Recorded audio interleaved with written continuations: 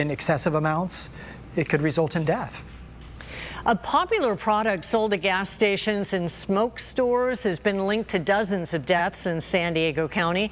Kratom is being called gas station heroin by health officials, who warn the plant is being altered into highly potent products. Investigative reporter Austin Grabish got inside a position control center that's been seeing a spike in kratom calls and explains why doctors are sounding the alarm. With Control Center, it's Richard. Can I help you? What is your first name and your zip code? At the Poison Control Center inside UC San Diego, this pharmacist fields calls of suspected overdoses. And lately, many of the reports coming in are about kratom, a plant from Southeast Asia that's been used as a healing medicine and an all-natural way to get rid of pain. Methamphetamine and cocaine and almost everything else that you get on the street has been tainted up until now with fentanyl. This compound might be the same. Dr. Richard Clark is the medical director of the California Poison Control System in San Diego. He says over the past 9 years, his team has gotten well over 1,000 calls from someone concerned about a kratom overdose.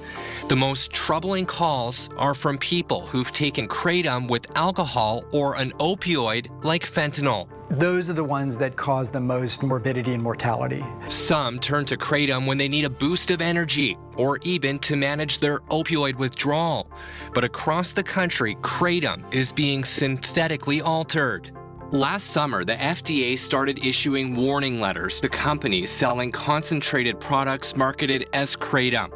And the Trump administration's top health officials began a push for a nationwide ban. Our focus is not on kratom. Our focus is on 7-OH, which, according to the Journal of Medical Chemistry, is 13 times more potent than morphine. Manufacturers are taking 7-OH, a powerful chemical found in trace amounts in the kratom plant, and using it to create highly addictive products. They come in a variety of forms, including tablets, shots, gummies, even ice cream cones.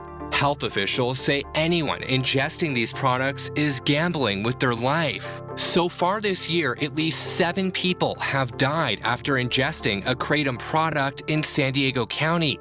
And the medical examiner says it's been able to link a total of 31 deaths over the past 3.5 years in some way to kratom. But federal health officials believe deaths are likely underreported nationwide due to inconsistent toxicology testing and few doctors being aware of 7-OH.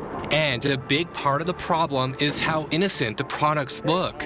They're often sold near candy at gas stations and smoke stores. I became an addict because it was so available, but I still had to go to Harlem, or I had to go to the South Bronx, or I had to go to the Lower East Side. And now you can go to any gas station. Are you seeing any difference in the products, like the drinks versus the capsules versus the gummy, or not really? You're getting calls across the board? We're getting calls across the board. Dr. Clark, who also serves as the director of toxicology at UC San Diego, says it doesn't take long to get addicted. Can you talk to me about the withdrawal symptoms that you're seeing with kratom? I often hear it called the worst case of the flu that somebody's ever had, because they get terrible body aches and joint pains, they get nauseated and will vomit, and they have bad diarrhea. The city of San Diego banned retailers from selling kratom a decade ago, but you wouldn't know it if you visited many smoke stores. They've continued to sell kratom shots, gummies, and ice cream cones. This week, the city attorney's office had enough and filed a lawsuit against the owner of 11 smoke shops. The suit alleges every store owned by Wadia sold kratom products right out in the open. I went to 3 of the stores to try to find Mr. Wadia. He wasn't there, so I left my card with employees and asked them to have him call me.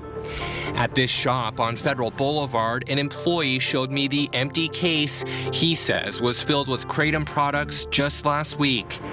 And on University Avenue, the store manager claimed the location has never sold kratom, but he wouldn't do an interview, and Wadia never returned a request for comment I sent him on Instagram.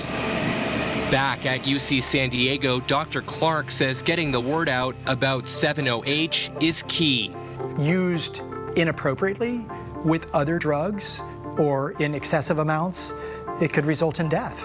The DEA is now working to get synthetic 7-OH products listed as Schedule I drugs, putting them on par with heroin and LSD. If approved, the change could come into force later this month. Austin Grabish, Team 10.